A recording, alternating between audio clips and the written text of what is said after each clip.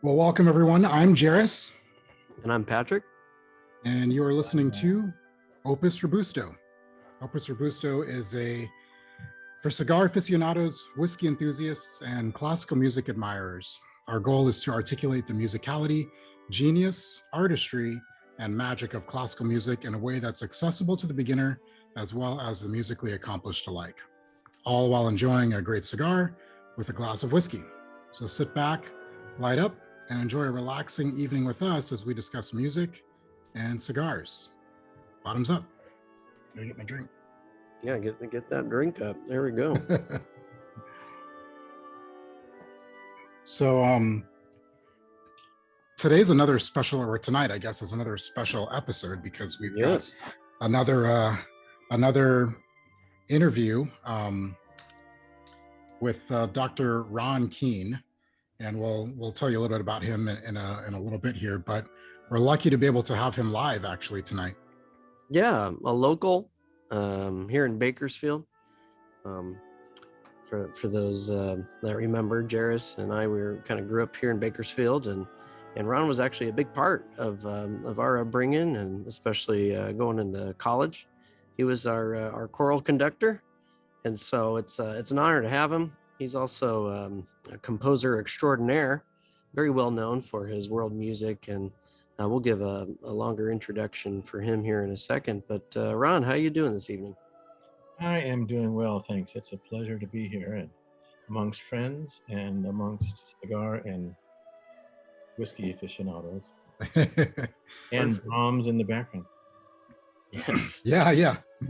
You recognized it. Yes. Favorite composer. Yes. I thought you were actually there. Okay, so you're not. All right. So, but that's great. Ron, you had some dental work today. How are you feeling after that?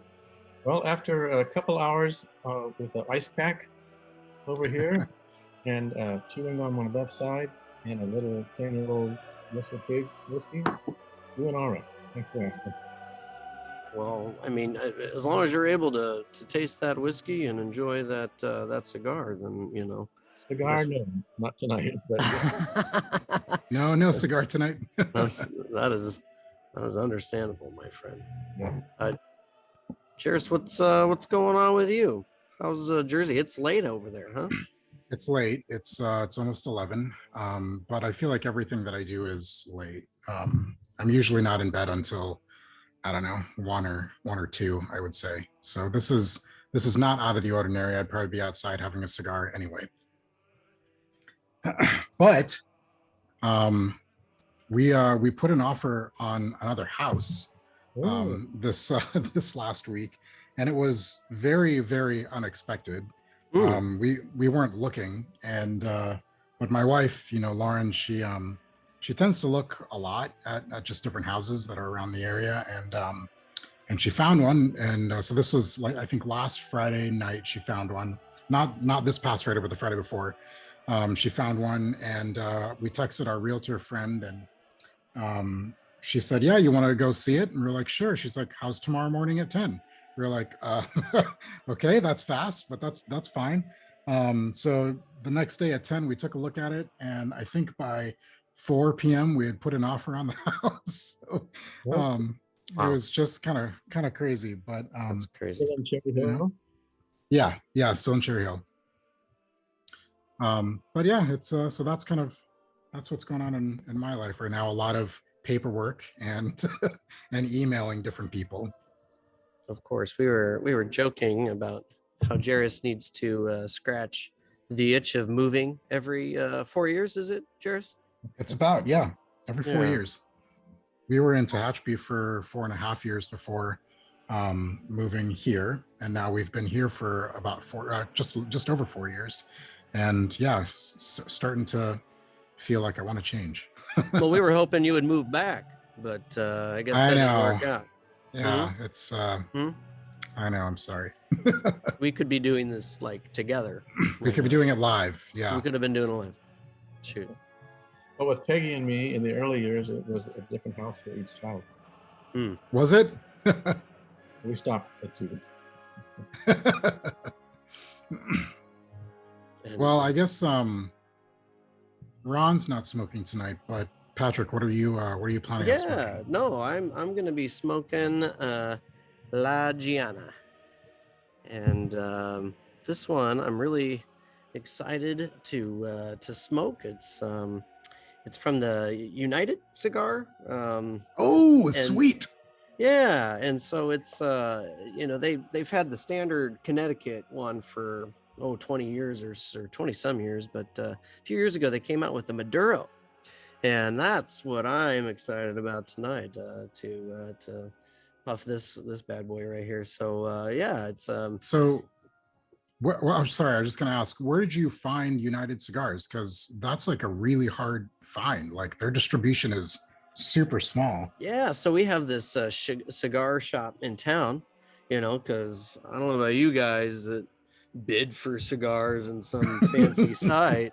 Okay, I actually try to support the local business, you know what I'm saying, and go into a cigar place and, get some customer service. Okay, because good old-fashioned customer service is still a thing. I don't know if you knew that, but yeah, no, this guy hooked me up and he said United, and I said, hey, United, that sounds, very familiar, and he told me a little bit about it. But yeah, I didn't realize it was that hard to get. Tell me your experience.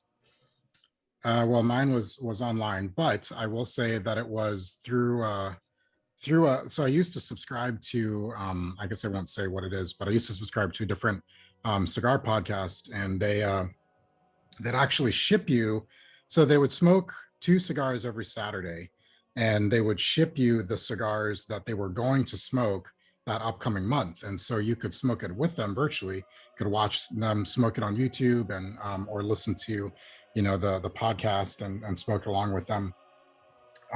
It was great. I just felt the only reason why I stopped it was just because I felt like I was getting behind, and then I just felt like angsty, like, oh, I have to do this. I'm paying for it. And so anyway, but they had a couple of United cigars, and I mean, I live close to, very like 20 minutes out of Philadelphia, and within like a 200-mile radius, we can't find United cigars. Like it's nowhere.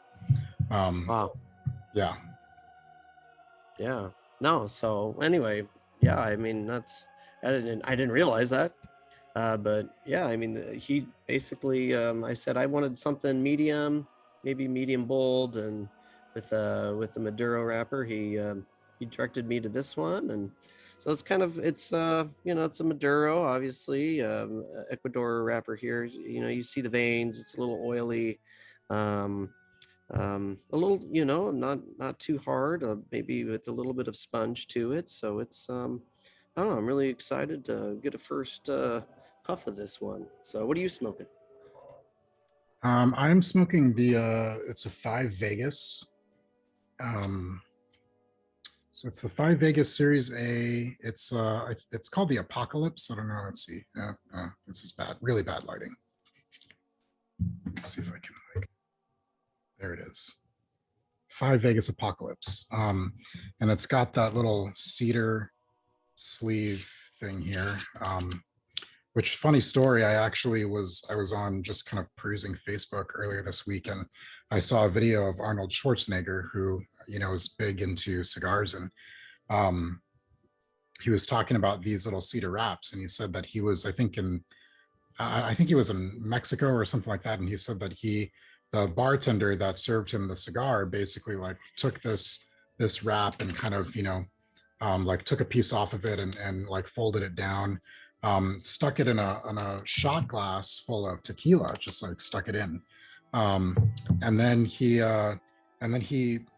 essentially used the cedar as a paintbrush to paint the tequila onto the cigar, and then after that he took a couple puffs, dipped the cigar into the tequila, and that's kind of what he was doing like for the whole night. So I'd like to try it. I don't have tequila tonight. That's really interesting. Yeah. And then that. Ron, I guess you would be smoking tonight if it weren't for your dental work. You know what? Right? I was planning on smoking Tatuaje Cojuno. It's a little bit of a Maduro wrap, and a little on the oily side. I was really looking forward to smoking that tonight. But having done some work on my gums, it's not a good thing to suck on anything. Sure. Yeah, that's true. Well, apologies on the bad timing there. Yeah. All right, so light up. You know. Yeah, let's light up. What are your first impressions here?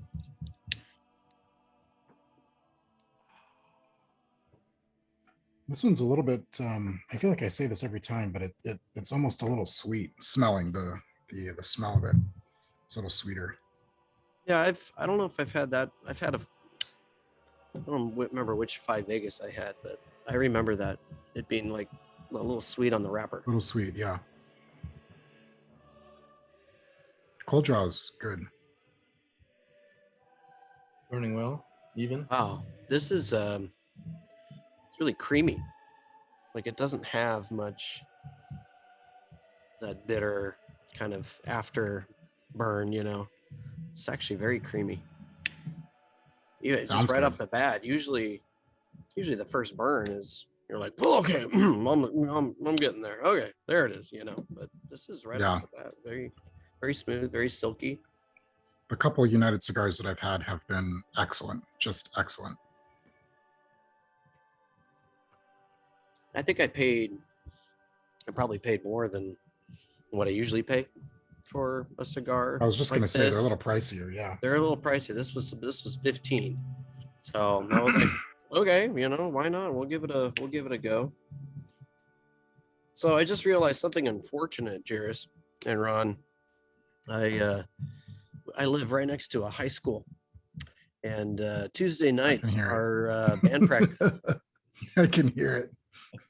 So you're about to hear trumpets blazing. So we could review their show, or we could do Ron's Mass. I mean, I don't know which one you guys want to do, but I mean, their show at Stockdale High School. It's a solid group. Well, let's hope they don't get your smoke. Yeah, I know. Shoot. Yeah, hopefully it doesn't waft too far. But anyway, you might get some drum line. I'll be muting on and off, but hopefully it'll be okay. Well, I hear them in the mornings when I go play golf. Yeah, I hear drumline every day. Every day. Yeah. No, not just here, but also at my work right next door. Every day. Second period.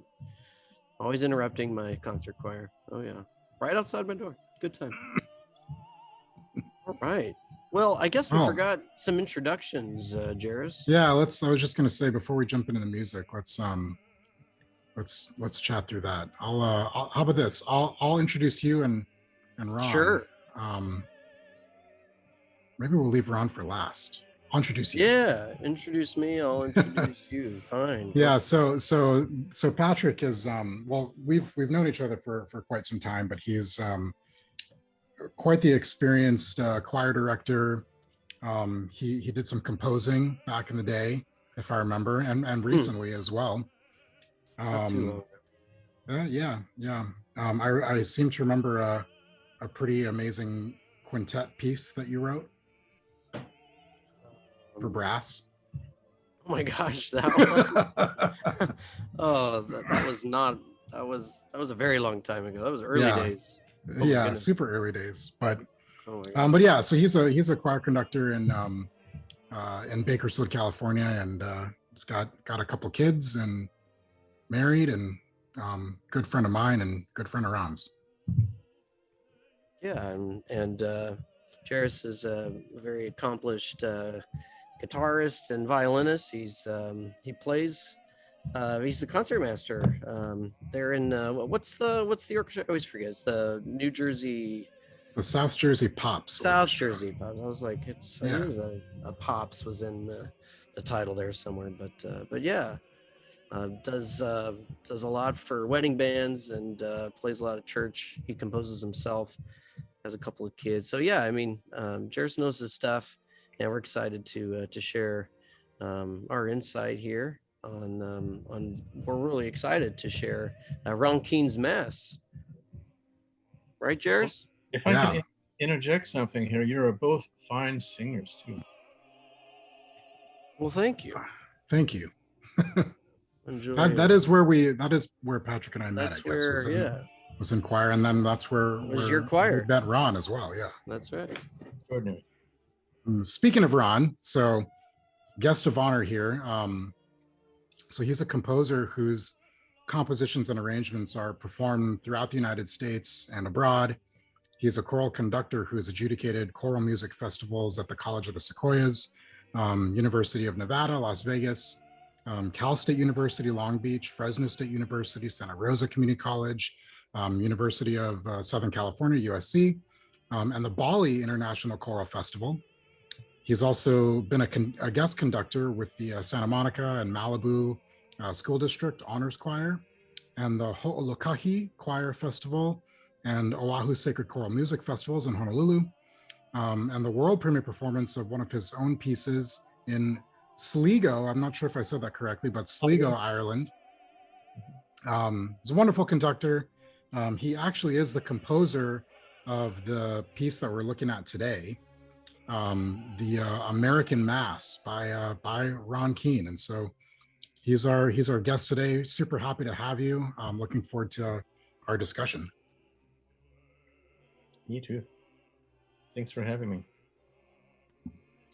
All right, so before we get into the music here, Ron, what are you drinking tonight? I mean, surely you got to drink something though, right? Well, you bet. This is 10-year-old WhistlePig whiskey. And it is absolutely a gem. It's rated, I think, 96 points by Robert Parker. It's just full of orange spice and anise, and it's just yummy. Yeah, I mean, if you don't know WhistlePig at this point as a whiskey person, I mean, you might be living in a hole. You may not have tried it, because it's pricey, but man, it's worth every penny. So yeah, splurge on a birthday, on a holiday. If you're looking to get something for the special other, a bottle of WhistlePig will say I love you like nothing else. Amen. So, yeah. Now, what about you, Jaress? So I've got a Breckenridge. I will try to show it, but as we learned earlier, that it's not going over well. But it's a Breckenridge. It's a blended bourbon, rum cask finish. It's got a kind of a bluish label, if you can see it, kind of. But yeah, it's got kind of some fruity notes, a little bit of kind of candied apple and cinnamon, and some dark chocolate, cacao. It's good. It's really good. I just opened it tonight for this show. Cacao. I always go cacao. I mean, yeah, that's you can't go wrong there. Tonight I'll be having the Jefferson Reserve. Just your very old. It's kind of like your standard Jefferson Reserve, but it's the very small batch, so it's kind of like the next notch up, if you will, from their blended. But I mean, if you're looking for kind of a easygoing bourbon that's not too pricey, I always look for bang for buck. For me, it's like the $40, $50 range. You're going to find some really fine whiskeys that could be easily worth as much as WhistlePig. I like a bargain, so I like to find those kinds of whiskeys. Jefferson Reserve, I think, definitely matches the ticket there. We got a kind of a deep gold look here with the whiskey. I think it's 82%. So you don't need to dilute it any. It's perfect to just sit by itself. I don't recommend ruining it with anything else like sugar or orange stuff. I mean, you could make a nice fine old fashioned with it, but I just love sipping it. So very, very like smooth vanilla. Yeah. So enjoy. So we should ask we should kind of get into what's going on here with the American Mass. And one of the questions that, one of our, listeners was kind of thinking like, hey, well, what is a Mass? Right, Jaress? And so some people just kind of trying to figure out what that is. But Jaress, I'm a little distracted. From the Requiem? I'm just a little distracted by the Requiem. It's just a little off-putting at this moment. It's like you're playing a Requiem, and I'm trying to like talk about Mass. So I mean, I don't know which one you want me to do. Do you want me to talk about Requiem? Because I'll talk about Requiem. Talk about Requiem. Okay. No. Well, today we're going to be talking about the Mass. And so what is the Mass? And so that is, you're not going to turn it off. You're going to be a jerk and just leave it on. All right, go for it. See, listen to that. Isn't that beautiful? It's just silence. I can think. All right. Well, at least it's not as distracting. Hey, the Mass, it's an important, obviously it comes from the Catholic tradition. People think, well, Mass, well, what were we talking about? Church. And yeah, I mean, it derives from the elements of the celebration of the Last Supper. And it comes from the term et missa est, which means Mass, or we Mass together. And the Mass that kind of we know today developed over through just liturgy, spoken word, chants, prayers, and became part of the service. And there's two parts to a Mass. You have your proper, which is kind of, it's reserved for kind of special celebrations like Easter and Christmas. For you Creasters out there, you know what I'm talking about. And then you have your ordinary, which is kind of like your daily use. And that's where you have your Kyrie, your Gloria, you have a Credo usually, or a Sanctus, or an Agnus Dei, and then a Benedictus at the end.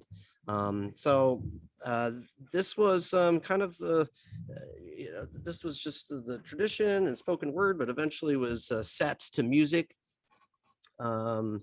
Guillemot Marchand was the first to kind of put it to word and actually notate it with his Messe de Notre Dame.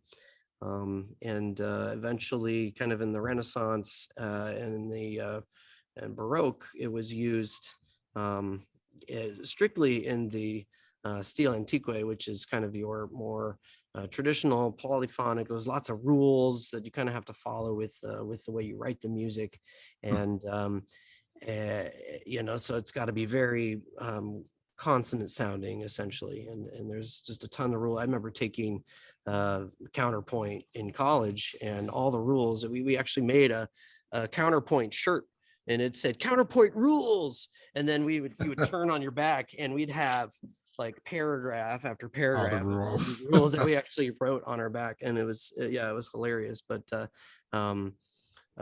so this stile antique, this is reserved kind of for this Mass. And then eventually, when you get in the classical era, so we're talking about 18th century, they separate. They say, you know what, we're going to do the segunda practica. So we're going to start using a lot of the new musical techniques and apply it to the Mass. But then also with the classical era specifically, they separated from the sacred setting of the Mass in its musical sense. Obviously the Mass still exists if you worship in more of those traditional settings, but in the musical setting, they separated at that point, with your Haydns and with your Mozarts and your Beethoven. So they went off and started putting on stage. Okay. And so they would, again, they would use kind of more like the ordinary Kyrie, Gloria, but then sometimes they would bring in things in like introit, or, if we did a Requiem, we just talked about a Requiem, typically Requiem is more of a proper Mass. And so you would have your introit, you would have some of the other ones like an Alleluia or Offertory. And then, just kind of expounded and bigger sound, orchestral. When you get into the Romantic era, it's big, big, big, loud, loud, loud, soft, soft, soft. It's the extremes. But when you get into the 20th century, that's when Mass has become more of they take this role of like a special meaning to the Mass, like the Bernstein's Mass, children's Mass was a very, and so there's, and then the David Fenshaw's Mass. These are more political statements, if you will, in addition to it also serving as this very musical-esque setting. And so the tradition is that the text is Latin. It's lasted for since the 7th century essentially, and And so Ron here, Dr. King, took this text and he actually did something really, really fascinating with it. He kind of did like a mashup. You know, we like to mash up some tunes together and make one, and that's kind of what he did. He actually totally did a mashup with not only the mass text, but also he threw in some really great, some of my favorite hymns, and some of maybe your favorite hymns if you've worshipped in church before. And so I'd love to hear Ron talk about his mass, how it started, and you know, what made you decide to use the certain hymns that you chose. Yeah, thanks for the intro. Mm-hmm. Well, this really started when my daughters were 9 and 11 and singing in a church choir. And if you can imagine, this is a hand staff, a treble staff. Well, none of the music went above this. Maybe you'd get this, you know. So it went up to about a D, and it drove me crazy. Right. Drove me because children can sing up above the staff if you lead the voices right and you know what you're doing. So instead of complaining, I said, you know, it's time to just do something about it. And I hadn't really composed anything for years and years and years. I started out wanting to be a composer at the age of 20 in TV and film music. But I found out that I started too late, and I really didn't have the chops to be able to do what those composers can do quickly. And by quickly, when a very famous Hollywood composer looked at 12 of my compositions and he says, hey, I really like this one, flute and piano. How long did it take you to write that? It's about a 2-minute work. I said, about 2 weeks. And he just smiled and he says, when you can do that in 15 minutes, you can make a living in Hollywood. Wow. And he was right. So I scanned the horizons, and my next best and recent love was choral music. So I got as involved with that as I possibly could, and spent my next 15 years or so perfecting my trade. I mean, it's not perfected yet, you know. I'm now 70. Yeah, when is it? Another 70 years maybe. Yeah, so one keeps learning. So when this rolled around, I said, well, maybe I should write something. So I'm going to read a little bit. I wanted to write music that would inspire young singers to develop their voices, to expand their vocal ranges over the treble staff, and to challenge them on a spiritual level. I decided to expand the vocal writing of the women of the Bakersfield College Chorale and added a dramatic conclusion. Fortunately for me, my publisher loved this original work, which was the Kyrie Eleison, the first work, and it sold very quickly and very well around the country. He then asked me to write a version for mixed choir that had its first performance when I conducted the Southern California Vocal Association Honor Choir in 2002. Because I composed this music for my young daughters, it's written in an accessible style for the singers, but the pianist must be very accomplished. I would like to take a moment to explain my religious upbringing, which was none. My parents are both culturally Jewish, which some people call bagel and lox Jews. When I decided to become a choir director, I began to conduct church choirs to get more experience as a young conductor at the age of 23. Obviously, I had a lot to learn about Christian traditions, and I'm still learning about them. At a summer choral directors workshop for conductors in Oakhurst, California, I showed a sketch of the Kyrie movement to the great composer and arranger of choral music, Alice Parker, who was the headline clinician that year. After perusing the score for a mere minute, she asked me, "What is your religious background?" I thought this was very perceptive. She explained that in traditional Christian terms, the Kyrie eleison section, Lord have mercy, is very dramatic And the Christe eleison, Christ have mercy, is more lyric and innocent. In my setting, the Kyrie is the lyric section and the Christe is highly dramatic. Mm-hmm. My concept is that the Kyrie section is meditative and the opening melody suggests a kneeling and a humility, which you do at the beginning of the Mass service. Right. Christ is born to die, so I made the Christe section highly dramatic. It made sense to me. I imagined that the accompanying theme to the section would portray Jesus riding on a donkey into Jerusalem on Palm Sunday. So that was the beginnings of this work and why I decided to write it. I've spent all of my adult life championing world music, but that also means music of every culture and as many cultures as possible. Right. And my wife, Peggy Sears, was the daughter of a Methodist minister, is the daughter of a Methodist minister. And so through years of conducting church choirs and working with Peggy and going to church, I decided that in order to make the Mass more accessible to more people, to try to include American hymns and spirituals. But this didn't happen right away.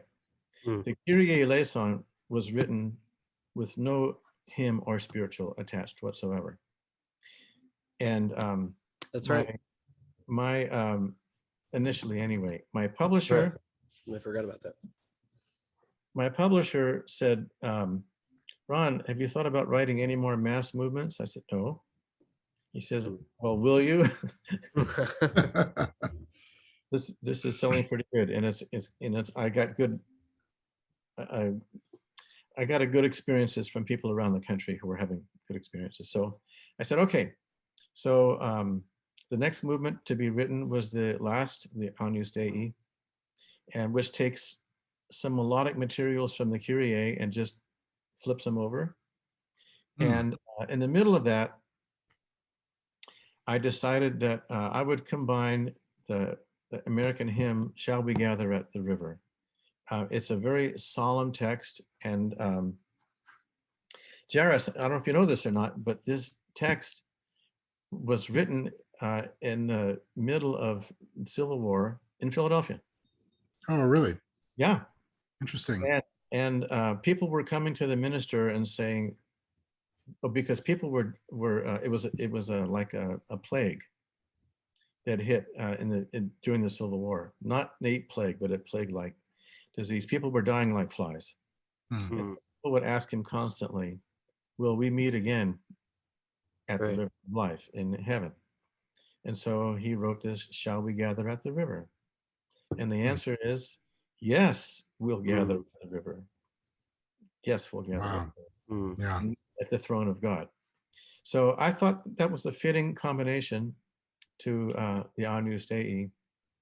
And honestly, I hadn't thought of that for a second, but I needed a counter melody. And I thought, because the melody of the Agnus Dei centered around E and B, I needed something in the middle. So I just plunked out dee dee dee, and out came dee dee dee dee dee. And I thought, oh, let me see if these words fit, and they did. An accident. It was, when you look back, there aren't any accidents, but it was accidental for me at the time. So I, married the two together, and that ended up to be a good thing. That sold even better than the Kyrie. So I was done. Get a call from my publisher, Ron, how about writing more movements to this? Yes. I said, okay. Complete the Mass, completed. So the next was Sanctus, and it's the holy city, essentially. And I thought, the African American spiritual Swing Low, Sweet Chariot is about going up to the holy city, going up to heaven when you die. And usually you hear settings that are just really, really fun and up tempo of Swing Low, Sweet Chariot. Right. But I had performed a setting of Swing Low, Sweet Chariot by the great Moses Hogan. Mm. And I started the nation's first multicultural choral festival in the early 90s. And when I got to Bakersfield College, the first person I asked to join this festival was Moses Hogan. And he came to Bakersfield and spent Really? 3 days with us. Wow. I didn't know that, Ron. Yeah. And most of that time with me and Peggy. And the reason is I set up luncheons for all the conductors of Bakersfield to come and meet this incredible man. And he said, Ron, get me out of here. I can't do this. I said, what are you talking about? He was like a nervous. I can't do it. I can't do it. Mm. Can't be around people. So we had the next 3 days of meals together. Wow. We had lots of time together to talk about things. Wow. And so his, What a brain to pick too. I mean, and so one of the things he did with this arrangement of Swing Low, it was a lament. It was a funeral lament. And I remembered that. So when I came to set Swing Low in this one, it's not exactly slow, but it's very respectful, I hope, of the text, and it seemed to work well with the setting of the Sanctus. Okay, so I write this piece, and the world premiere of it was in Idlewild, the Idlewild School of Music. oh yes. And I was a conductor for 1 year, and that was the year that it was premiered. And I decided that I would have a composer in residence that year, and that composer was a young Eric Whitaker. And he heard this Sanctus and loved it. And then, okay, 2 years later, I haven't written a Gloria. I get a call like every 6 months from publisher, Ron, why don't we just call this, and it was his idea, why don't we just call this an American Mass? I said, oh, I like this idea. That's pretty much what it is. Right. But it won't work without a Gloria. So the following year, the year following the 9/11 disaster,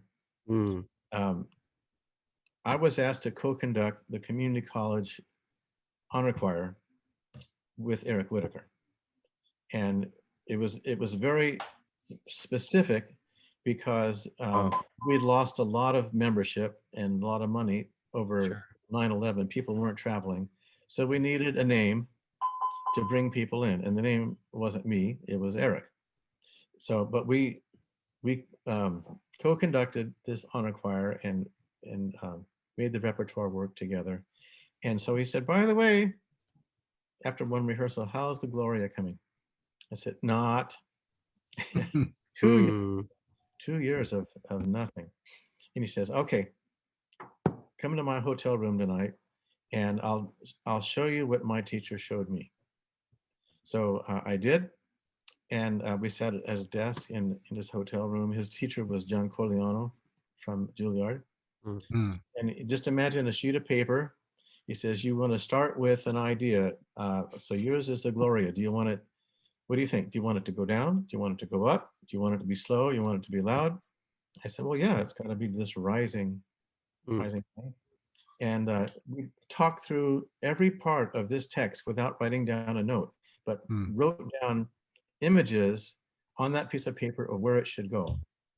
Then it sort of went, I don't know if you can see this, it sort of went up to from the bottom of the page to the top of the page in a diagonal to that final climax at the end. And I went, I think I can do this now.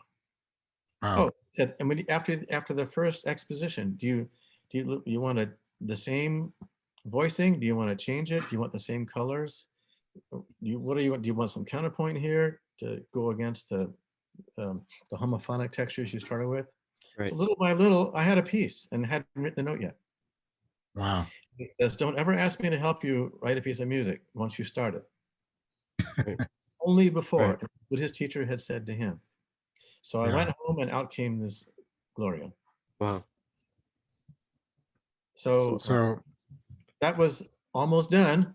And then I get another call. Okay, the Kyrie has no American hymn or spiritual. He would call every couple of weeks. But one time on a Sunday morning, or maybe a Saturday morning, he called and I said, wait a minute, I think I've got this. And let us break bread together on our knees. I put it together with the music. I said, oh my God, how's this possible? It worked. Wow. Perfectly, right. Yeah. Yeah. And then I went to this, I don't know what you call it. It's a place where you find out where the hymns came from and what they're about, who wrote them. Well, the first line that says, let us break bread together is essentially the American version of Kyrie eleison. Wow. At which point I... Like you said, nothing's an accident. Looking back, there were no accidents, but it was all accidental at the time. Just Yeah. Well, and a mass also about, the tradition starting with, the celebration of the Lord's Supper. Let us break bread. I mean, it's kind of a perfect, definitely a perfect piece for that. And the way you put it together is really masterful. It's really, really amazing, Ron. Yeah. It really is. I don't know if you remember, Ron, but I think it must have been my freshman year of college, because I actually sang for the first time under your direction in senior year in high school because you came to Stockdale where I was. And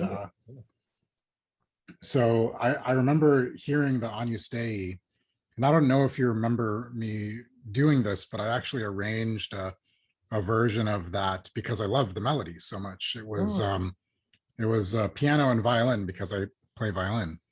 And I wanted to, I mean, I have no idea where that is now, but I did do just like a little arrangement of that because the melody is just gorgeous. Thank you. Thank you. You know what? Now that you mention it, I do remember, but I had forgotten. Well, so we're going to listen to the first two. Yeah, let's start movements listening here. We've got the Kyrie and the Gloria. The Kyrie we'll listen to. Ron, I don't know if you want to talk about, I believe it was wasn't it somewhere in Fresno that this album was done initially? This was done by the San Jose Choral Project, conducted by Daniel Hughes.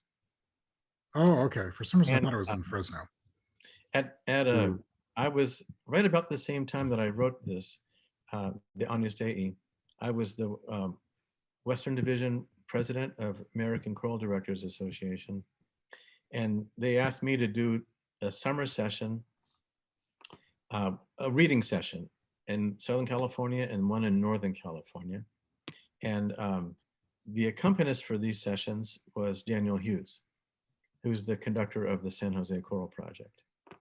And nobody had heard this Agnus Dei before either.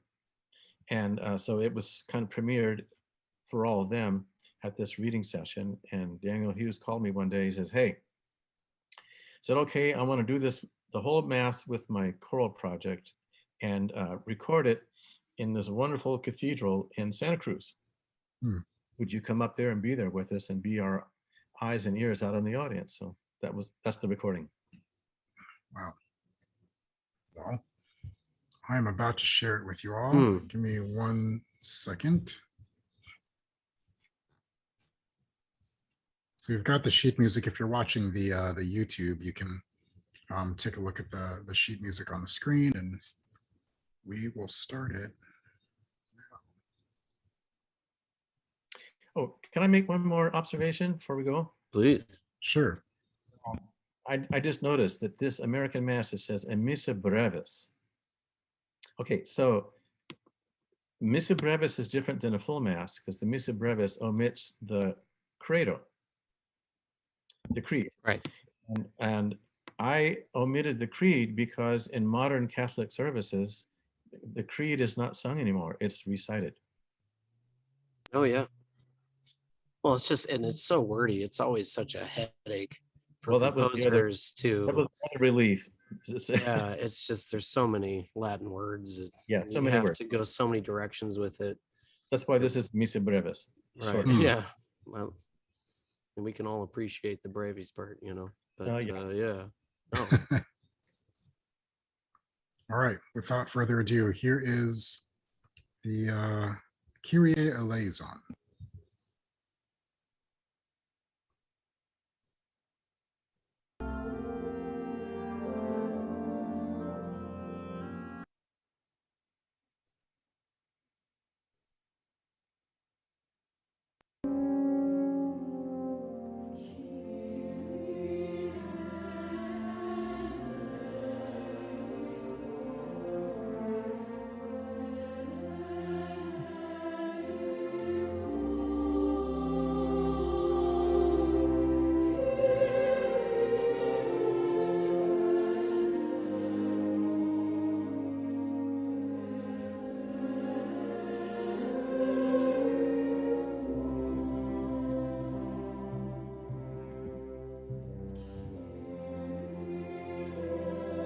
I have always loved that soprano kind of, note above the top. It's beautiful. And very serene sounding. It's very major.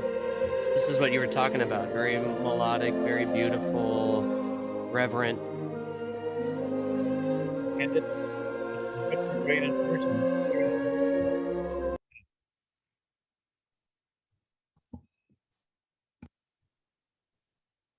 Lost the sound here. Yeah, we lost the sound, Jaress. We might have. Did you? Oh, sorry.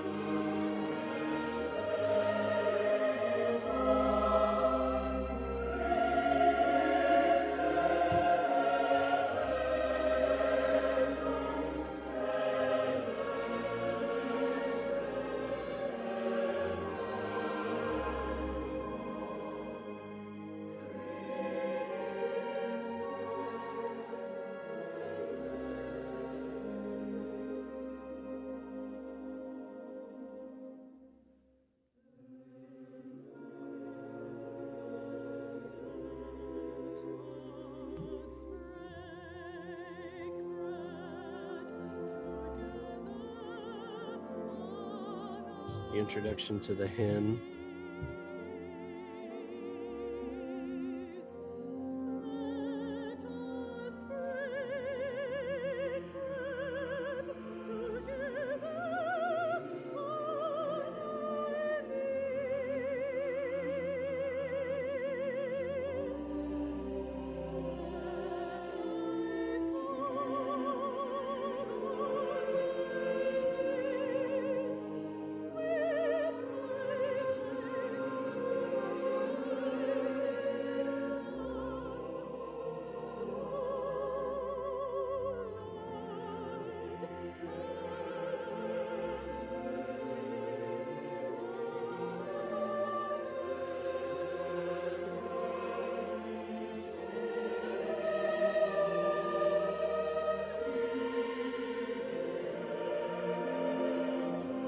It's amazing that that wasn't in the original, and just how it just goes in there seamlessly.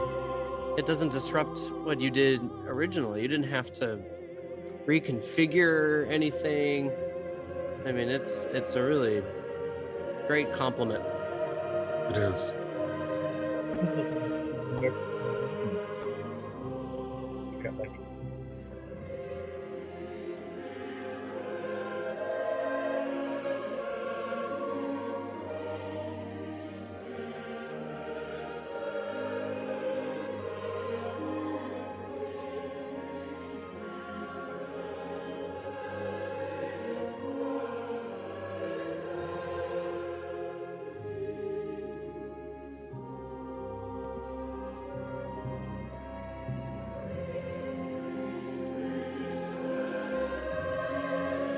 this kind of writing I miss in a lot of the contemporary music, because contemporary is very much about stacked chords, very homophonic. You've done a really masterful job of having interweaving lines, very, very traditional, almost like that steel antiqua style. You know, keeping the traditional sense of the mass.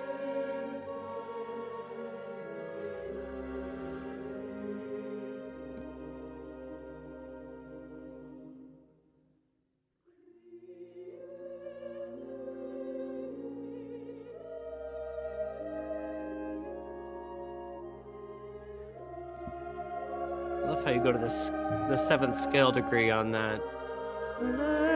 Song.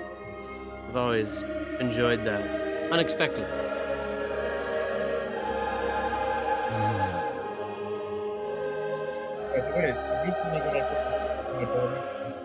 Right there.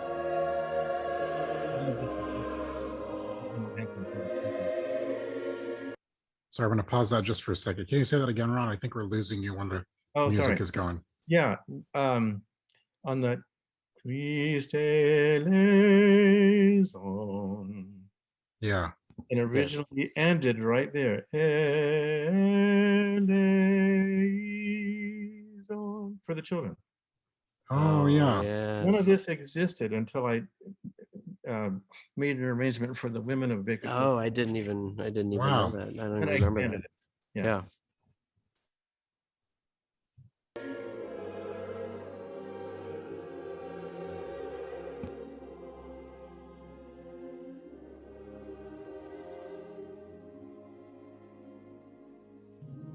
I've always loved this spot with the timpani. Oh, it's so cool, that pedal-tonish kind of sound. Yeah. Extension of the dominant right there.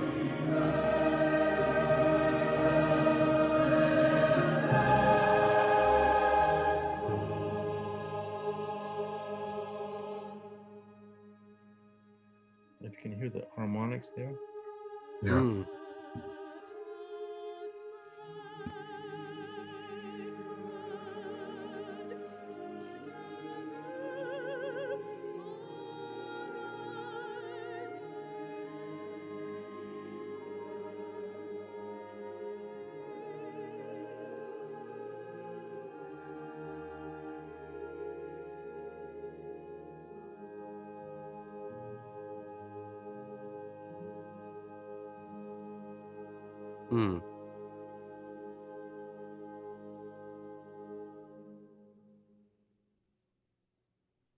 Beautiful. Lovely. Well, this is a treat for me. I haven't heard this in about 10 years. It's like visiting an old friend. Right, exactly. Yeah, I know that. Yeah. No, and me too. I mean, this is an old friend for me. This just brings me back to Bakersfield College days, and yep. And I sang this. I don't know if it was like grand night or junior high honor choir or something. I remember singing this. I think, in fact, I think it was junior high honor choir, because you were the conductor, and I think we did the original Kyrie. Yeah, it brings me back. Yeah. All right. When we play this this next movement, this is the Gloria, and this is actually Canadian brass. It's the Canadian brass group. It's the choral project. Yeah, we're gonna change recordings here. Oh, okay. And do the brass. So this was orchestrated. We can talk about the orchestration here in a second, but we wanted to specifically share this particular movement or recording for this movement because of the famed Canadian brass, was just an outstanding brass quintet, I believe. Just a outstanding group. If you've never heard of anything that they've done, just masterful in the way they play. And you must have just been so honored to have them play this. I mean, I just can't even imagine. Yeah, exactly. Same group, the San Jose Choral Project, singing with them, with Mm. Daniel Hughes conducting. So Very cool. excited to share this particular recording with you. All right. Let me know if you guys can hear this okay. It hasn't started yet. Thank you. Here we You go. have a Grammarly app or something.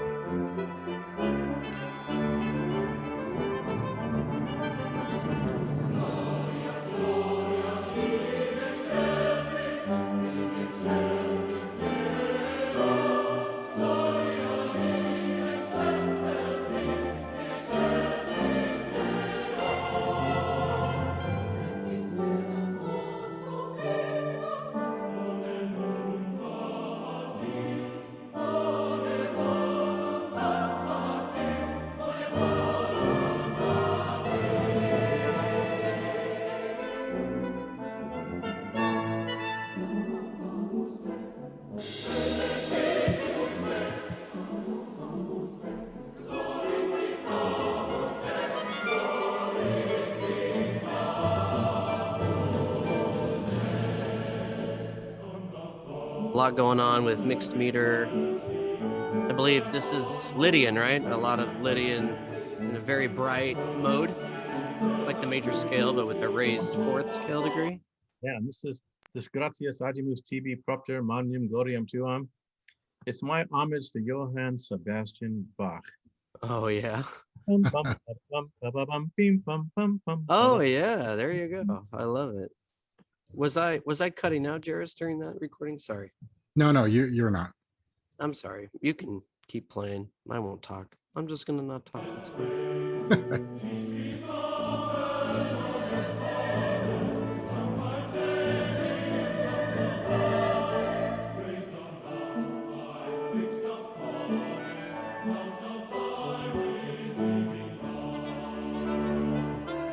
It's one of my favorite hymns. Come now, son.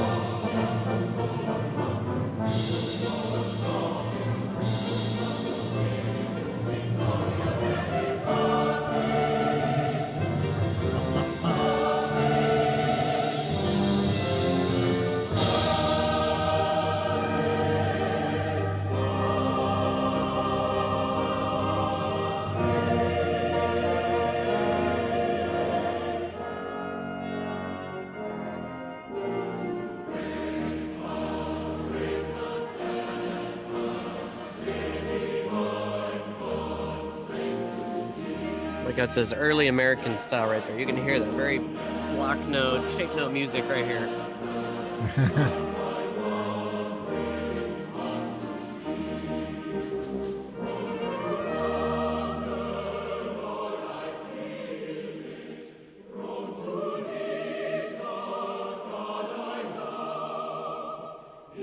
Great singing.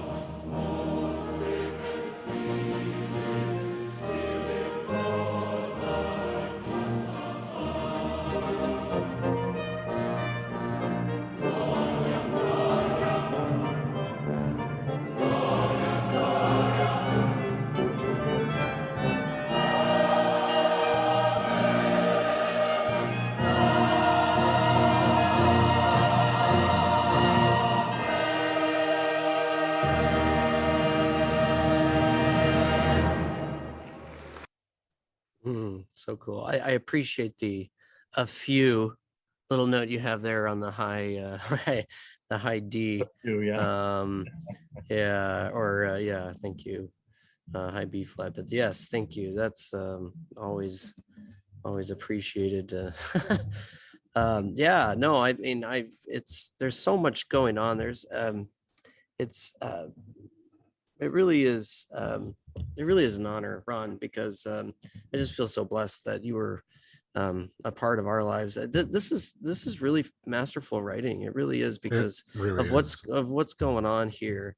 There's a lot of complexity in the writing, and both in the Kyrie and the Gloria. It's very well thought out. Like you think things through. It's not just writing, but I'm sure you must have spent hours just probably, just plugging away at just the littlest of details, like Brahm, like Lordson would. Lordson would throw out 1,000 notes before finally putting in the actual note that should belong there. And I feel like you've kind of done the same thing going on there. Well, I'm a proverbial futzer. Oh yeah, I can tell until it's right. Right. Yeah, get rid of all the junk that doesn't belong there. Right. And that's just what it is. It's chipping away like a sculpture, right? Yeah. You chip away what doesn't belong, and you can't have too much of that or this, but feature a lot of this. But I loved the shape note singing. I mean, the tradition, the shape note music in the New England era, which was just, it was all about the conductor would just kind of pound like a tactus, just like and you would sing kind of like that. And this was, I love that you pay a little homage to that. You said you pay a little homage to Bach, which I never really realized. The Lydian mode, I mean, it sounds very Christmassy, does it not? I mean, I don't know if this was performed Christmas. I mean, I suppose when I think of Christmas, I think of brass as well, and a Gloria. So it's kind of a very and Lydian scale, I mean, it really complements kind of that affect. I don't know if you exactly we're going for, but that's, I mean, it's beautiful. Well, what was in my ears for years was my children's music, and they were listening to The Little Mermaid and Beauty and the Beast, and so I don't know if you can hear this or not, but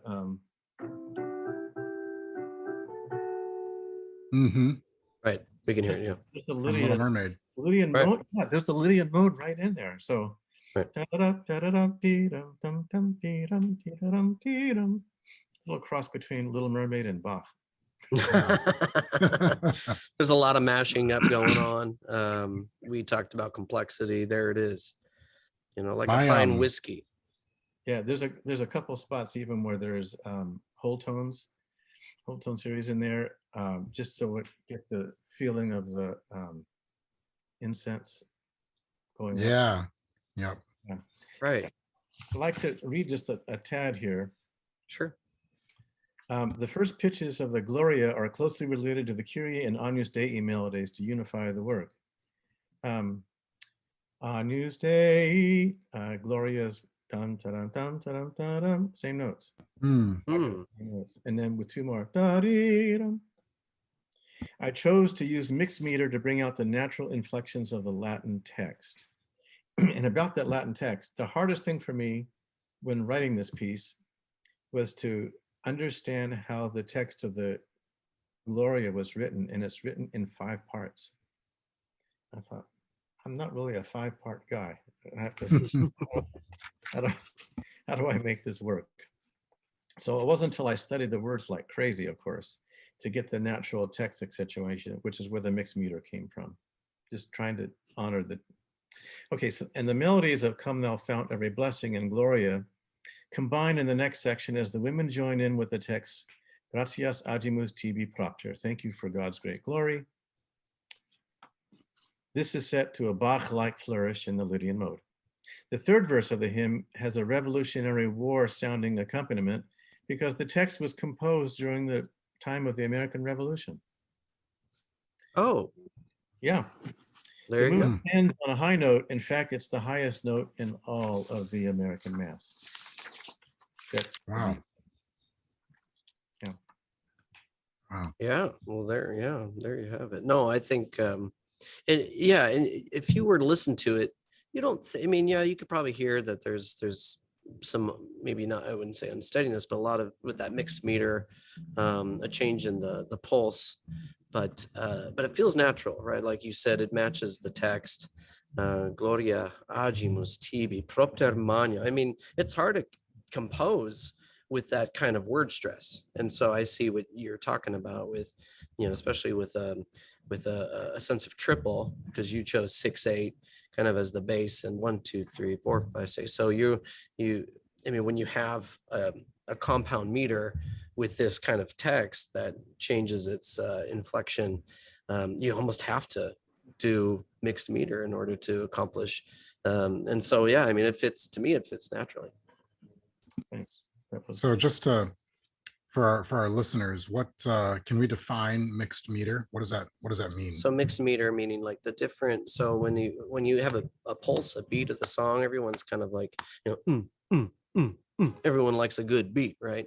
But this has different. The pulse. I mean, the eighth note stays the same, but the emphasis changes frequently between, you know, a duple, triple, you know, triple, a duple, triple, a trip. So you can hear and feel a lot of that kind of change, and it happens throughout this work, and yeah, and it's done well.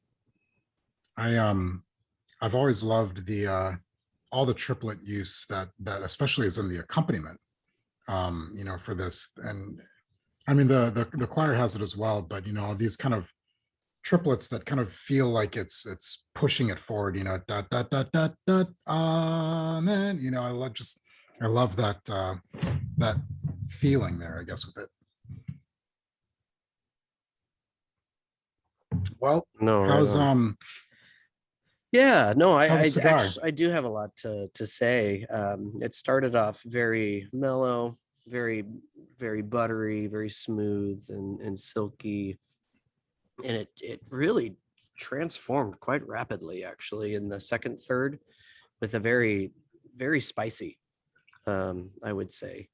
Had a lot of, yeah, just kind of the bolder flavor, you know, extra smoky. It didn't burn as even in the second third that I was hoping for. I don't know if that was a humidor issue, or if it was I don't know, just maybe how it was constructed. It didn't have so I had to burn it a couple times around the edge, but this last third is kind of going back to its mellow beginning, and it's gotten really smooth again. And so I would say medium start, a little bit more on the medium to full on the second, and this last bit here is medium, and so it's starting to burn a little bit more even again. So yeah, it's nice. How about you? Yeah, this one is it's very good. It started out I would say like pretty woody, maybe a little bit earthy, and it's since switched to a very creamy and buttery, almost it's almost creating a mouthfeel of like I just ate a spoonful of, I don't know, whipped cream or something like that. It's Sure. very good. I haven't had a 5 Vegas in a really long time. This one is pretty good. I think the first one I had was one you gave me, actually. I think you gave me a 5 Vegas. Oh, really? Yeah. Very nice. And the drinks, the whiskey, it's all good. Yeah, no, I mean, it's you can't go wrong with the compliment.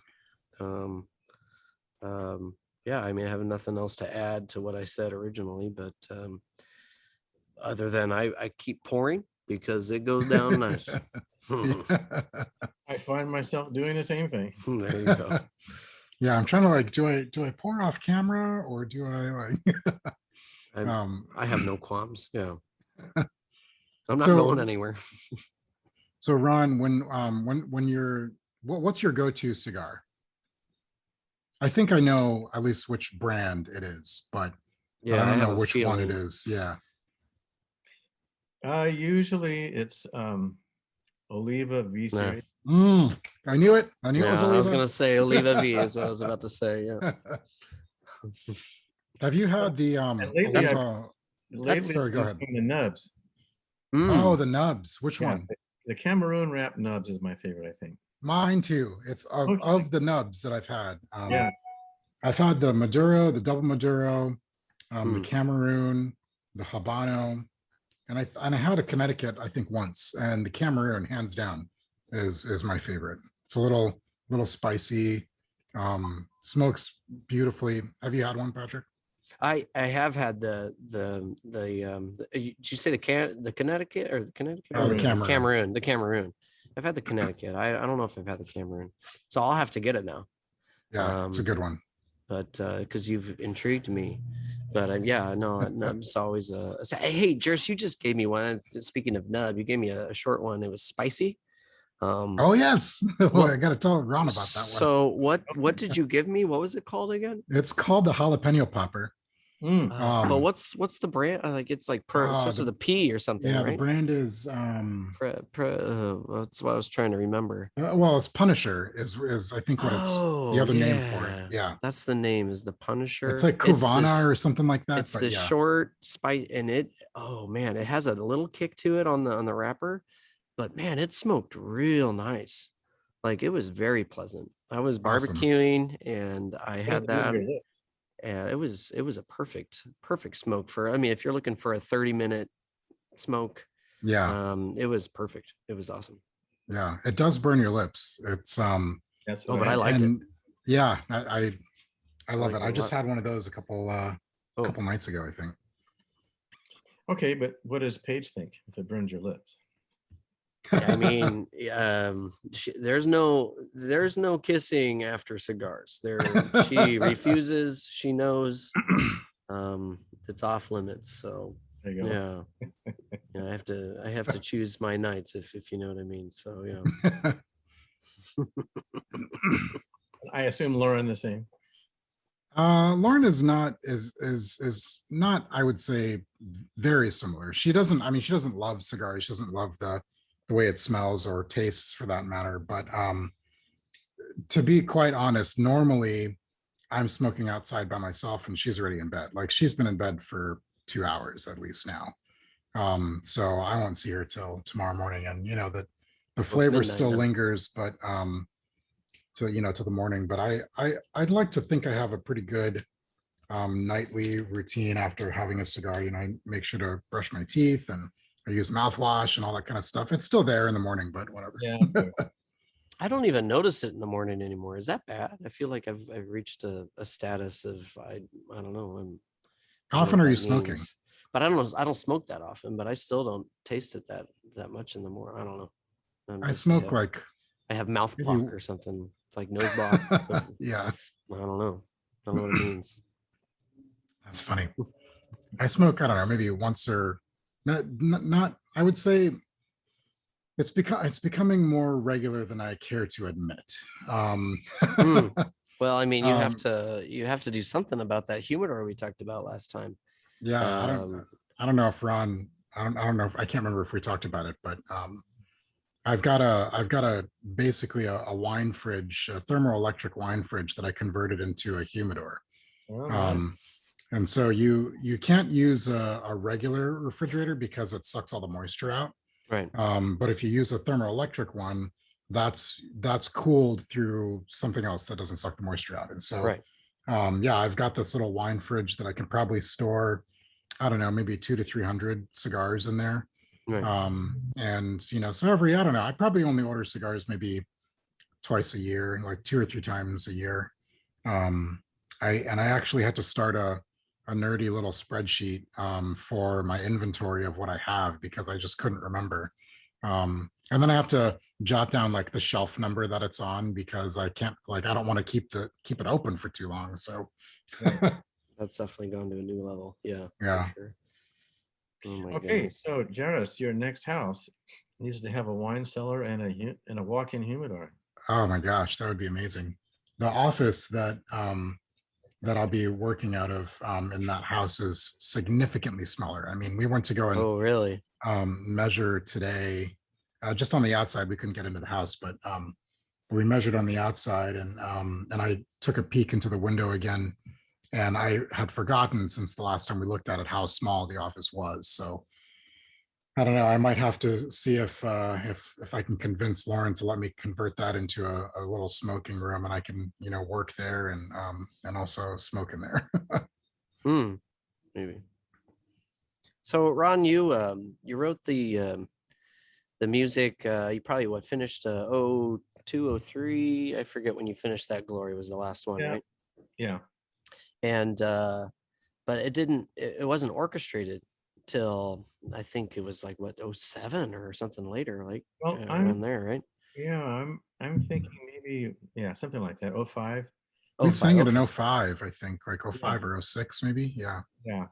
I asked my dear friend and colleague, Dr. John Gearholt, and who's a music theory person I love that man. Yeah. And he's so talented as an orchestrator. It's just amazing. Yeah. He wrote the orchestration to this and also to the Canadian brass one. Oh, wow. And the conductor actually of the San Jose Choral Project, when he knew he was going to share a concert with the Canadian brass, asked me to do it. And I thought for about 10 seconds and I said, no. The first piece I ever write for brass is not going to be for the world's most famous brass quintet. Right. John did a beautiful job. Listening to that particular arrangement for 5 brass was isn't that outstanding? It really was. No, he was my theory professor my freshman year, and I went off to Luther College the next year.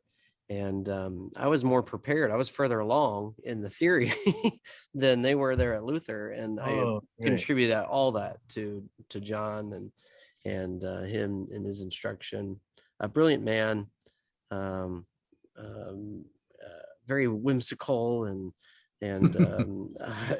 character, and I love him, and he's very talented. You're right. Yeah.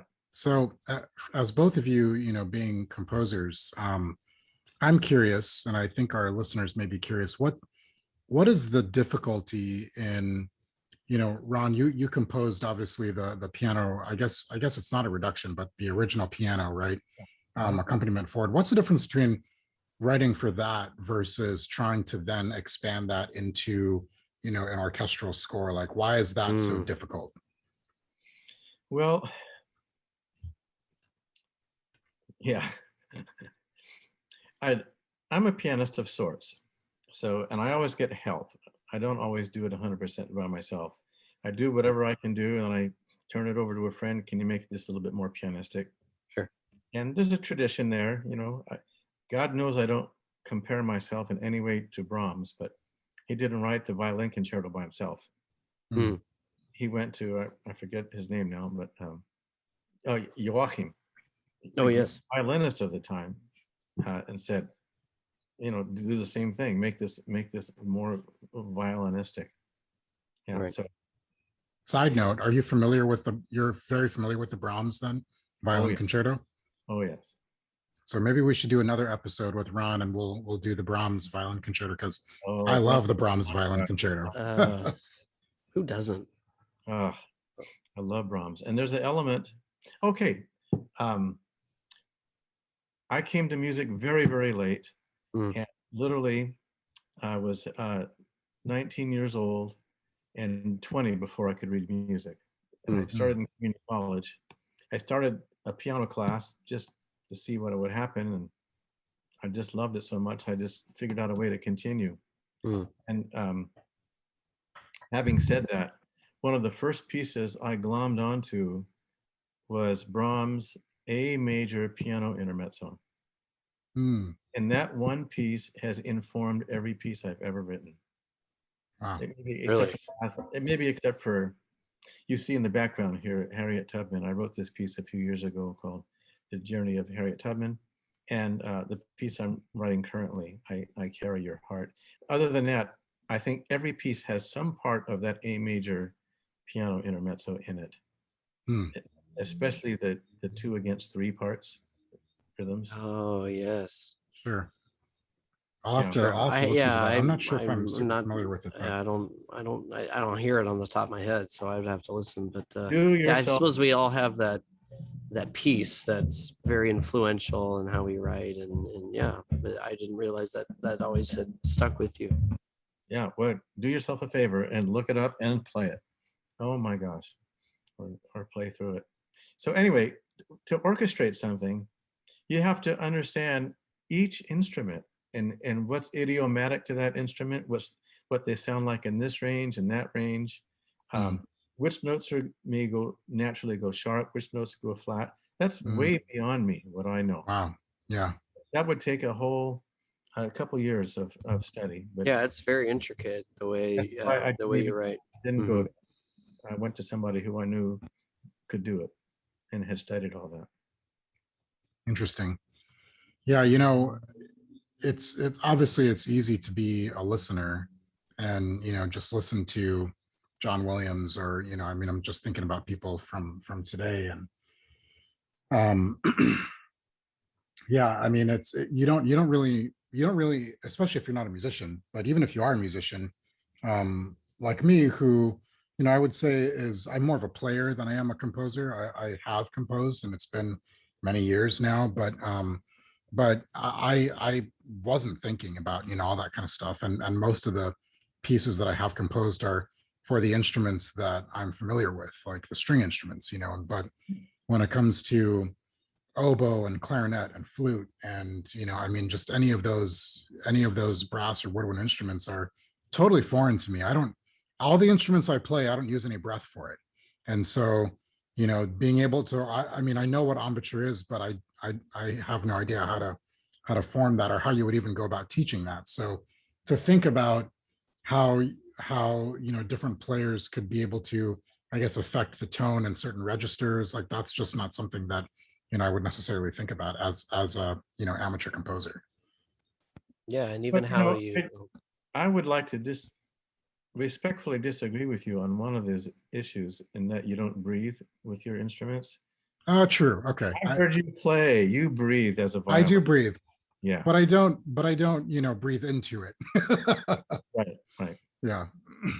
Although there is a like a little contraption you can get at the bottom of the violin that actually is a tuning device that you can blow into the body of the instrument, and it sounds A440. So then you can tune it, and that way you have your tuner there. That's the only time you blow into a violin.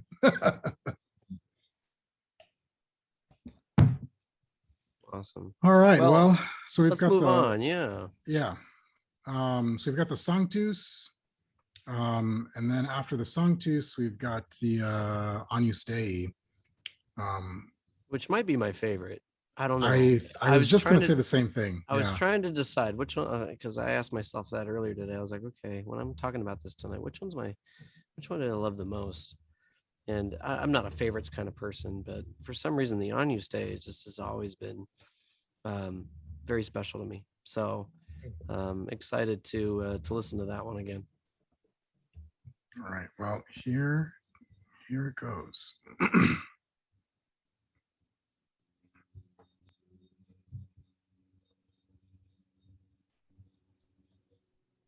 Before you start this, oh, sorry. Oh, go ahead. I'm so sorry. But I was just going to say, I remember when we performed this at BC my freshman year, and your daughter, Sarah, sang this opening solo. And I remember you saying that you wrote this for your kids, and I just I don't know, I thought that must have been so special to have your own daughter sing it, just like you imagined. You know, you're writing this for children's voices, and you and having your own daughter sing this opening. Yeah. Oh my goodness, it was very, very special. Okay, here we go.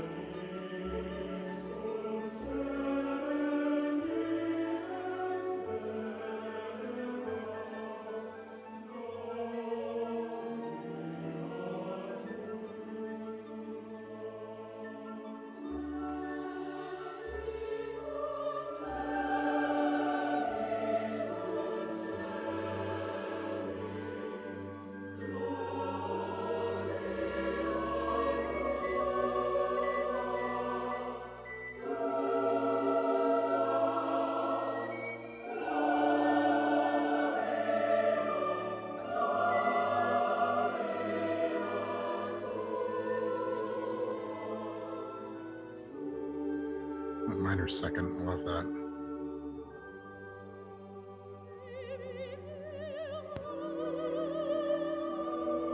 Lots of play between major, minor, relative, parallel.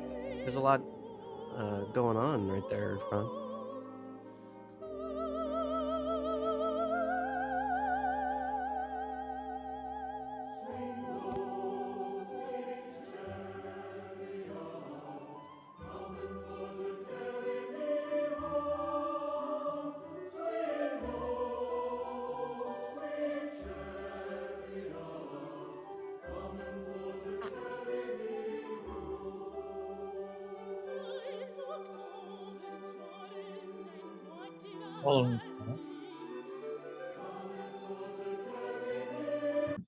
Say that again, Ron.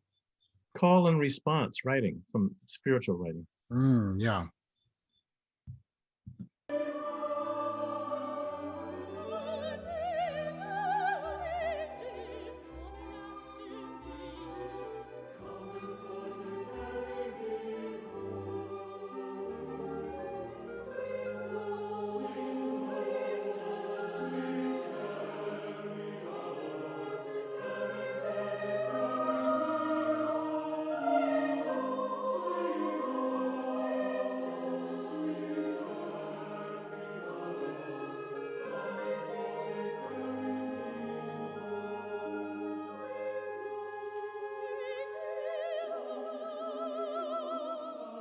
Three different melodies combined. Yeah.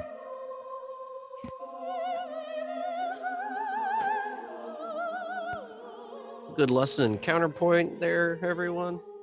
Study that.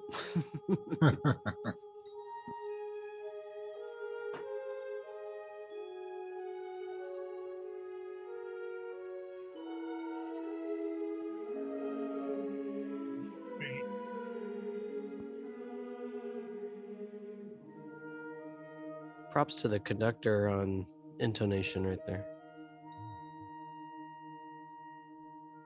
That's a tough spot.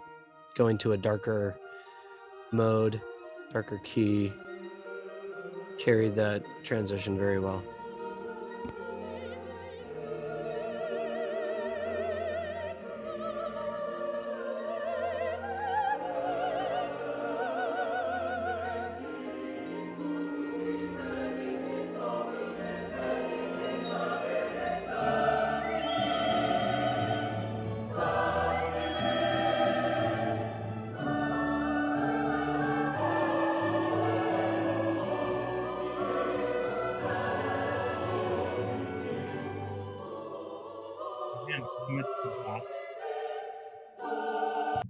Say that again. Again, homage to J.S. Bach.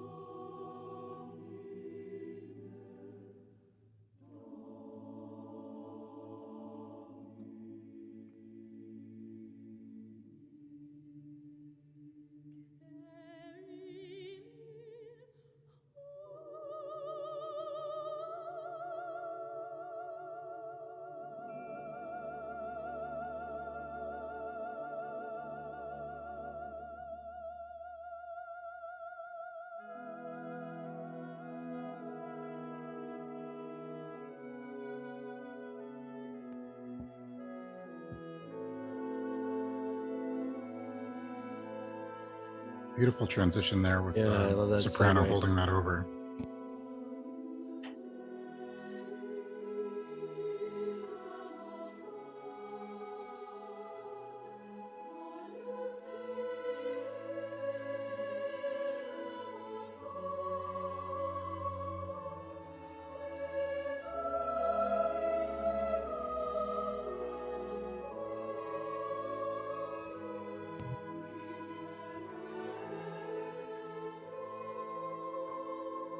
Always love that melody. Hmm. It's one of my favorite melodies of Dr. Kean's.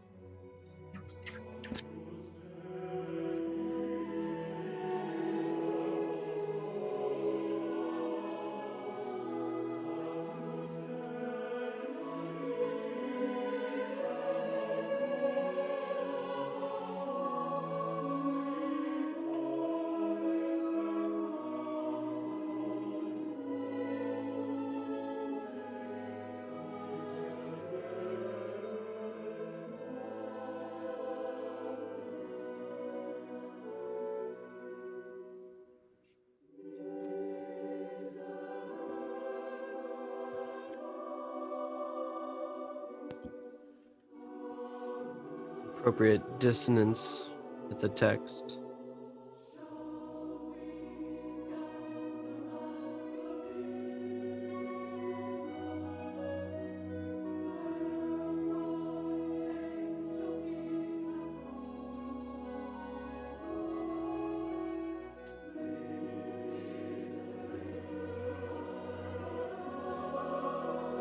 Good execution of the composer note of buoyancy.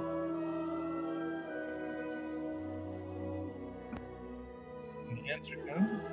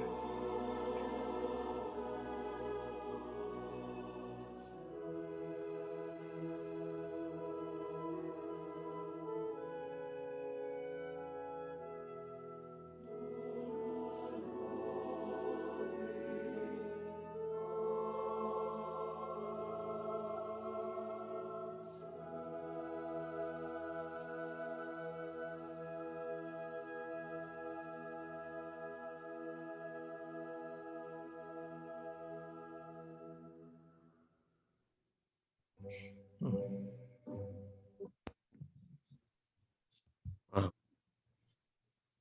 Beautiful. Thank you. And just a great performance. Just listening to all the, I mean, there's a lot that goes on. Well, especially with all the, I mean, not only the counterpoint there, but I mean, there's a lot of tonality stuff that I'm really impressed with the performance. Stuff that a lot of conductors miss with intonation, and that's just one thing that Don Brenniger was a big influence in my understanding of intonation down in Pasadena. And he was a big a friend of yours too, Ron, if I recall, and he and so maybe that's something that you can talk on is because I think you mentioned to me that you had some notion of, while you're writing this, you know, a little bit of his philosophy and intonation, and you know, the rabbit hole you went down was studying it with the harmonic order. And there's, I mean, this composer really does a marvelous job of paying attention to those kinds of things. I'm hearing a lot of the what we call comma shifts, and which is a nice transition from one key to the next, if you know, and kind of in its simplest form. But maybe talk a little bit about how, when you wrote this, what influences did you, or how did that kind of play a role in as you were writing it? The basic idea is the piano is tempered. The tuning of the piano is tempered, starting in the time of early times of Bach, 1710s, 12s, 15, right in there. There was standardization of keys, and in order to do that, one had to expand some of the intervals and contract some of the intervals so that one could play on a keyboard in all keys. Right. Up to that time, the keyboards were tuned, and you could only to a natural overtone series, so that you could only play in relatives of those certain keys, right? The original, right? In certain keys. So the basically the biggest standouts of the difference between just intonation and tempered intonation is the third of the chord. So if you're thinking do, re, mi, and in just intonation, well, let me start it again. They're in a half step, which is the smallest step in Western music, not in all of music, but in Western music.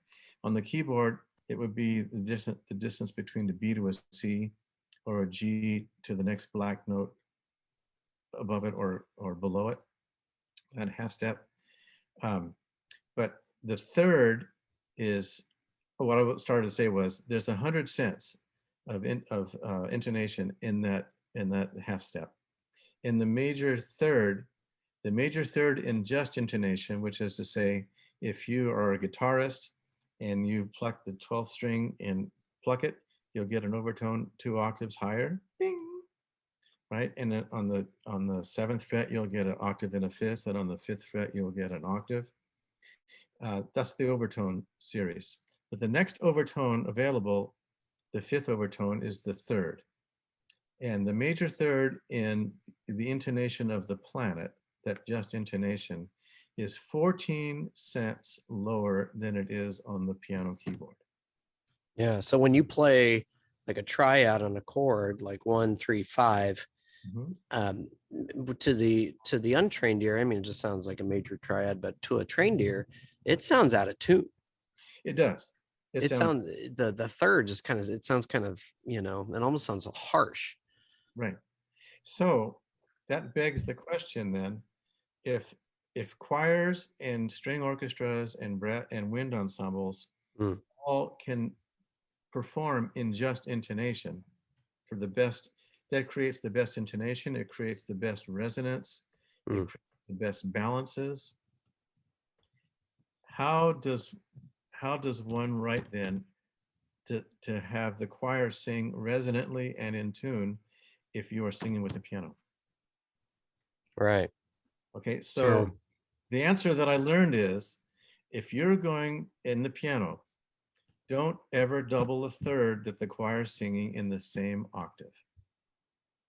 If it's in the same octave, the choir's going to have to sing the tempered intonation. But if it's an octave above it or below it, you can't hear it. You really can't hear it. So in the Kyrie, for example, Kyrie eleison, do re, so do ti do re. Right. When I first wrote that, I said to Don, I can't ever get my choir to sing this in tune. I said, well, don't double the D on the piano. And the minute I took the D away and let the re, do, re sound by itself, all of a sudden, oh my gosh. Right. Light bulb. Are you I think you both are, but are you familiar with Jacob Collier? Yes. And, So I'll play this little clip here. It's just about a minute long, but he articulates this. Ron, Jacob Collier is, I don't care for his voice at all, but he's a fantastic musician. It's amazing. Outstanding. Just outstanding. And there's this clip on YouTube, and I'll just play the audio of it. But take a listen to this. The clip is called "Jacob's Piano is Out of Tune." love it already. This is not it, but here it is right here. But that sounds nice too. Recorded things over the years, the more I've realized that this is not in tune. It's not in tune at all. He's pointing to a very quickly piano. Demonstrate, if you take a major I mean, you guys know this because this is like Pythagoras figured this stuff out, right? But like you know, on the piano, this is a G major chord, and the major third is actually 14 cents too high, which means 14 hundredths of a semitone. So the correct one is like, it's like that out of tune. But like I realized this, and it's like it's pretty amazing. Oh, okay. I thought you were going to keep playing it. No, that's pretty much that's it. all you wanted to play. Okay. Yeah. No, I mean, it's a big difference. Yeah. When you train your ear to it, you'll start noticing it. But I mean, it makes a big difference. And so, yeah, I guess as a composer, you have to be very intentional about where you place or which notes you sing, which ones you don't, which one. Yeah. And I think that's kind of a general rule that we've learned as composers, to never double the third of a chord. To, you want to double the root of the chord, or maybe the fifth above it, but just a little bit of third, and tune it the best way you can, and that's the best way to go about. Say that again, Ron. When I was in school, nobody said why. Right. They just said, don't do it. Right. Well, right. And I did a summer workshop many years ago with Simon Carrington, and he was a fabulous conductor, but he was a member of the original King Singers. And so I asked him over at lunch one day, I said, do you know about just intonation for this? He said, no, I don't know anything about that. I said, well, how's that possible? He says, your group sings incredibly in tune. How do you do it? He says, we just listen for the halo. There it is. And the halo is the overtone series. The overtones, yep. The balance of the overtones, right? It's the same thing.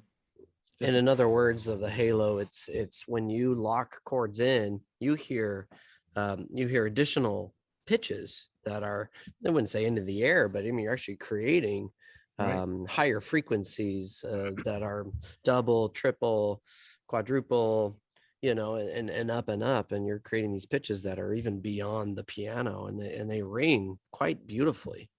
And so when you listen to that, when you train your ear to listen for those resonances, that's when you know things are in tune. So yeah, you don't really need to understand why, but you definitely want to listen for it. I think in our first episode, Patrick, we took a little snippet from Past Life Melodies, which articulates that quite well.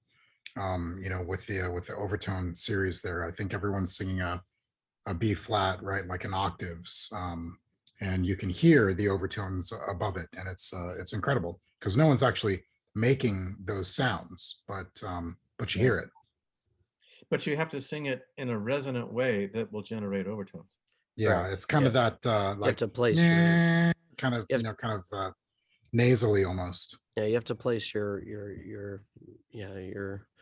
focus, your breath, your resonance in a particular placement where you can create that. Correct.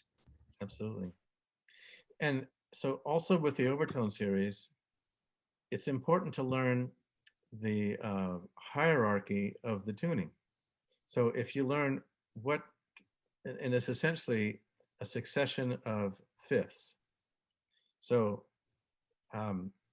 if you understand in a chord what pitch can generate all the other ones, and then you balance to the Overtone series, all the other ones, then you also incorporate that into your writing. Mm. That certainly was true, especially for me in the Gloria. Mm. That was more, like I said, that was the last movement written, and that was more advanced in my thinking. Oh, for sure. And So do you think that the composers, like, I mentioned John Williams earlier, we'll just take him as an example. Do you think that composers like John Williams writes with that in mind, would you say? I don't know. I would say maybe intuitively, I think his ear is so advanced that, he doesn't have to explain why, he just knows intuitively the rules.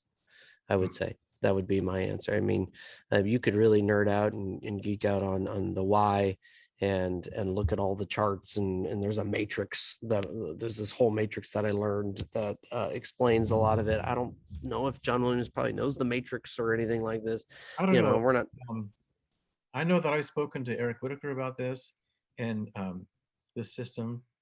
Don Binnicker has spoken at great length to Yes. Martin Lordson about this. Right. And both of them say this, both composers say the same thing.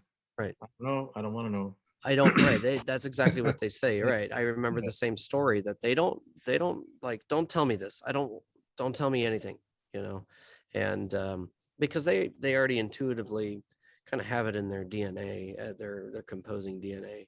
Yep. So it's, but I mean, that's what great composers, they have a sense of that, and you can tell. Yep. Well, I mean, we've probably reached our max on time here, although I feel like I could continue on for another hour at least. Ron, I mean, it's without saying, but it was an honor and a pleasure to have you as our guest. Your music speaks for itself, whether you're here or not. Shoot, but what a special treat to have you here today. Jaress, bring us out. Yeah. So again, thanks, Ron, for joining us. Definitely a pleasure to have you here, and just talking with us. And it's cool for us to be able to, talk with a composer who is, who wrote the piece that we looked at, and then to be able to interview you on the show, I think is good. Well, my only regret is that I wasn't healthy enough to smoke a cigar with you. Next time we'll plan better next time, I think. Sorry about that. We didn't know the dentist appointment was. It's always a dentist appointment, man. As a teacher, it's always a dentist appointment. That's the problem, right? I don't know what that is, but anyway, sorry about that one. Yeah. Well, yeah, I mean, that about wraps it up for us tonight. Hope you enjoyed our discussion and music, your cigar and your drink. Next up, we're actually going to be discussing the Haydn Symphony number 94. 94. Which, Patrick and I were talking about this earlier today. And, at this point, we've done quite a few romantic pieces, and now we have more of a modern piece with Ron's composition here.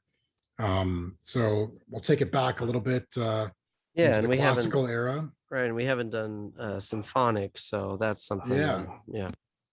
Yeah, so Symphony, Haydn Symphony number 94 is coming up next. Well, perfect. It's also entirely appropriate that with an American Mass, we're also drinking American whiskey. There you go. And amen to that, brother. Absolutely. Well, if you guys have any questions, comments, suggestions for pieces, etc., please reach out to us at questions@opusrobusto.com. You can find us on Facebook or website. We're also on Instagram, Opus Robusto. Until next time, listen to an opus and smoke a Robusto. Good night, everyone. Good night. Over and out.